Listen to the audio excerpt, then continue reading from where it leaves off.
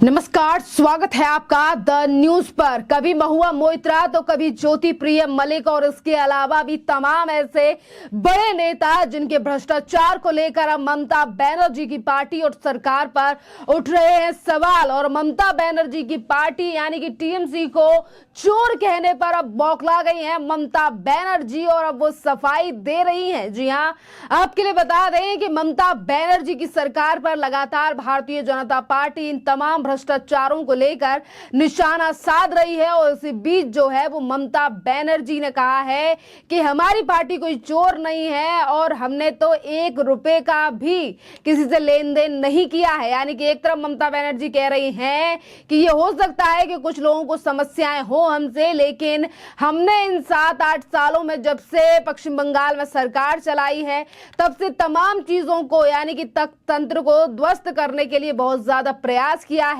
हमने दूसरों के पैसे से 1 पैसे की चाय नहीं पी, यानी कि 1 कप भी चाय जो है वो हमने दूसरे के पैसे से नहीं पी है। यह ममता बनर्जी की तरफ से कहा गया है। और उन्होंने ये भी कहा कि मैंने 1 पैसा भी नहीं लिया है। लगातार ममता बनर्जी अपनी पार्टी और सरकार की बढ़ती हुई मुश्किलों को लेकर सफाइयां देने आ रही हैं। आपके लिए बता दें कि आज जब वो टीएमसी के ऊपर लग रहे आरोपों को लेकर और जिस तरीके से विपक्ष आज लगातार पश्चिम बंगाल की मुख्यमंत्री ममता बनर्जी से सवाल पूछ रहा है कि ममता बनर्जी जो ये बात कहती थी कि पश्चिम बंगाल में सबसे ज्यादा काम किया जा रहा है, सुशासन की सरकार चल रही है, पर आज इसी सरकार में से करोड़ों के घोटाले निकल कर आ रहे हैं। पिछले ही साल शिक्षा भर्ती घोटाला, उससे पहले कोयला घोटाले में अभिषेक बनर्जी का नाम, और इसी साल ज्योति प्रिय मलिक के साथ साथ महुआ मोइत्रा का अलग मामला है पर उस पर भी जांच चल रही है। जिस तरीके से ममता बनर्जी के एक के बाद एक बड़े नेताओं की मुश्किलें बढ़ रही हैं और यही बड़ा कारण है कि ममता बनर्जी की सरकार पर लगातार सवाल उठ रहे हैं और चोर कहा जा रहा है आम आदमी पार्टी को, और ये आरोप लगाए जा रहे हैं। और इसी पर जो है वो ममता बनर्जी जो है वो ये कह रही हैं कि उन्होंने कभी 1 पैसा नहीं लिया और ना ही तो किसी के पैसे से 1 कप चाय पी है। जी हाँ, ये तमाम बातें जो है वो ममता बनर्जी ने भवानीपुर विधानसभा क्षेत्र में एक कार्यक्रम को संबोधन करते हुए कहा कि पूर्ववर्ती वाम मोर्चा सरकार भ्रष्ट थी, क्योंकि 2011 में गठबंधन को हटाकर तृणमूल कांग्रेस यानी कि टीएमसी के सत्ता में आने के बाद 1 करोड़ फर्जी राशन कार्ड का पता चला था और बाद में उन्हें रद्द कर दिया गया था। मुख्यमंत्री की यह टिप्पणी कथित राशन आपूर्ति घोटाले की जांच के सिलसिले में पिछले महीने ईडी द्वारा जो सरकार के बड़े मंत्री हैं ज्योति प्रिय मलिक की गिरफ्तारी पर जो लगातार हमला हो रहा है ममता बनर्जी की सरकार पर, कि एक तरफ ममता बनर्जी ये कहती हैं कि उनकी पार्टी जो है वो कट्टर ईमानदार है, अरविंद केजरीवाल एक तरफ अपनी पार्टी को ईमानदार बताते हैं, तो कुछ इसी तरीके की बात जो है वो ममता बनर्जी भी करती हुई दिखाई देती हैं। पर आज इस राशन से जो रिलेटेड ये जो बड़ा घोटाला है, ज्योति प्रिय मलिक की गिरफ्तारी हो चुकी है और इसी बीच टीएमसी के कई बड़े नेताओं की जिनके ऊपर जांच बिठाई गई, जिनको ये लग रहा, जिन पर लेकर एजेंसी को ये शक है कि इन लोगों की इन्वॉल्वमेंट भी जो है वो इस भ्रष्टाचार मामले में लिप्त है, और इसीलिए टीएमसी के कई कार्यकर्ता और नेताओं की भी गिरफ्तारी की गई है मंत्री ज्योति प्रिय मलिक के साथ। और इसी पूरे मामले पर जो है वो ममता बनर्जी अब लगातार कभी एजेंसी पर सवाल उठाती हैं तो कभी वो ये कहती हैं कि वो कट्टर ईमानदार है। विपक्षी भाजपा टीएमसी सरकार और पार्टियों के नेता चोर होने का आरोप जो है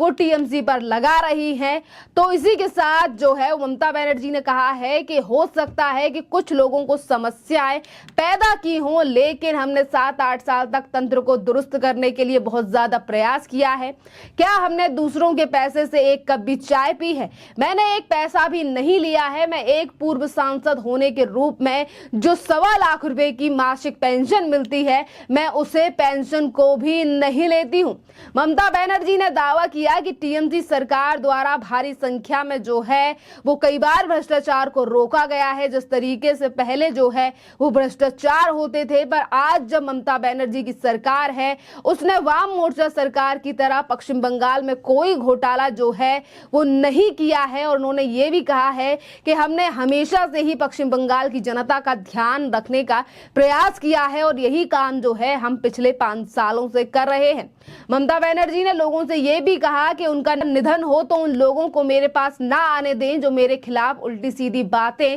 करने का कोई मौका नहीं छोड़ते हैं। ममता बनर्जी ने कहा, मैं जितना हो सके उतना काम करने में विश्वास करती हूं, लेकिन मैं दूसरों की तरह अपना गुणगान करने में विश्वास नहीं रखती। मैंने अपने नाम का स्टेडियम नहीं बनवाया है, मैंने स्टेडियम का नामकरण नहीं किया है। और आपके लिए बता दें कि जिस तरीके से एक तरफ तो ममता बनर्जी की पार्टी के और सरकार के भ्रष्टाचार सामने आ रहे हैं, तो वहीं दूसरी तरफ वो बातों ही बातों में देश के प्रधानमंत्री नरेंद्र मोदी के ऊपर कटाक्ष कर रही हैं और उनके ऊपर हमला बोल रही हैं, क्योंकि कहीं ना कहीं बीजेपी के ऊपर जो है वो इन तमाम पार्टियों की तरफ से निशाना साधा जाता है। और ममता बनर्जी का ये बयान जो है वो ममता बनर्जी ने प्रधानमंत्री नरेंद्र मोदी के ऊपर ये कटाक्ष इसीलिए किया है क्योंकि प्रधानमंत्री नरेंद्र मोदी के नाम पर जो है वो है अहमदाबाद में क्रिकेट स्टेडियम का नाम है, जिसको लेकर ये बौखलाहट जो है वो ममता बनर्जी की जो है वो लगातार सामने आ रही है।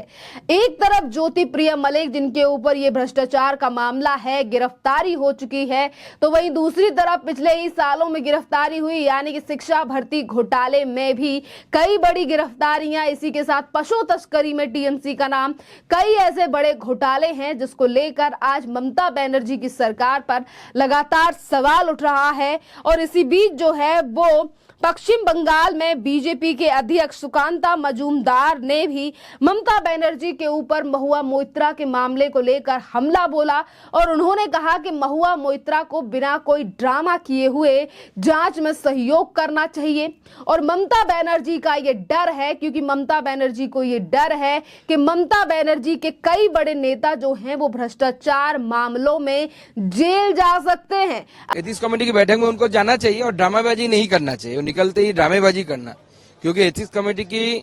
जो क्वेश्चंस हैं, कोई भी कमेटी का कोई क्वेश्चंस होता है, वो क्वेश्चंस पहले मेंबर के बिटवीन सर्कुलेट होता है, मेंबर सब देखते हैं। इसलिए महुआ मोइत्रा ने जो ड्रामा किया और उनके साथ जो अपोजिशन के मेंबर्स थे उन्होंने जो ड्रामा किया, वो ड्रामा सबके सामने आ रहा है, क्योंकि जनता को पता चल जाता है कि अंदर में क्या हो रहा है। पूरे क्वेश्चंस, जैसे हम भी कोई कमेटी में जाते हैं किसी मीटिंग में, पूरे क्वेश्चन सारे कमेटी मेंबर्स को मेल किया जाता है, वो पार्टी बीजेपी का हो या ऑपोजिशन किसी पार्टी का हो। तो लग रहा है कि महुआ मोइत्रा का जिस तरह से ये केस पटवारी का मीटिंग हुआ, ये इन्वेस्टिगेशन चल रहा है, इस पर क्या लग रहा है कि क्या होना चाहिए आगे आने वाले समय में? देखिए क्या क्या होता है। कम से कम उनका सांसद पद तो जाएगा, जो भी 6 महीना बाकी है। मुझे जो लगता है इसका लार्जर कॉन्स्पिरेसी का भी इंक्वायरी होनी चाहिए कि इसमें कई विदेशी ताकतें क्या इन्वॉल्व है क्या। हाँ, पश्चिम बंगाल की मुख्यमंत्री ममता बनर्जी ने कहा कि केंद्र में भाजपा के नेतृत्व वाली सरकार 2024 के लोकसभा चुनाव में जीत हासिल करने के लिए सभी विपक्षी नेताओं को गिरफ्तार करने की योजना बना रही है। लेकिन ममता बनर्जी के दिल में डर है, ये डर अच्छा लगा हमें, क्योंकि जो करप्ट है वो अंदर जाएंगे। मोदी जी ने बोला है ना खाऊंगा ना खाने दूंगा, वो जितनी बड़ी हस्ती है उसको जाना है। और ज्योति प्रिय मलिक ने यह भी बताया है कि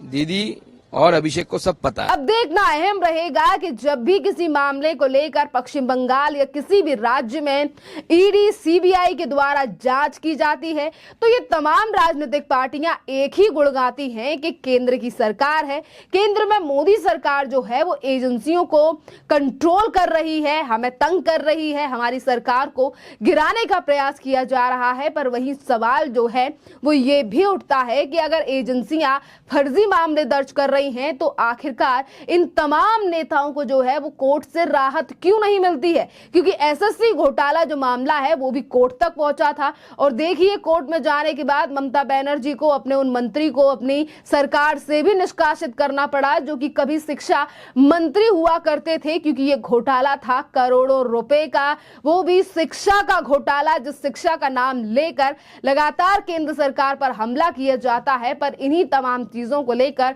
किस तरीके से इन राज्य सरकारों में बड़े भ्रष्टाचार हो रहे हैं। और यही बड़ा कारण है कि आज जो विपक्ष है वो लगातार ममता बनर्जी की सरकार को चोर कह रहा है, और इसीलिए ममता बनर्जी इन प्रोग्रामों में जाकर जो है वो इस तरीके की बात कह रही हैं और कह रही हैं कि हम भ्रष्टाचारी नहीं हैं, हमने किसी का 1 रुपया नहीं लिया है, हमने किसी के 1 पैसे की चाय नहीं पी है। और इसी बीच वो प्रधानमंत्री नरेंद्र मोदी को लेकर भी बौखलाहट जो है वो दिखा रही हैं। खैर, इस पूरे मामले पर आप लोगों की जो भी राय हो आप हमें कमेंट कर जरूर बताइए। धन्यवाद।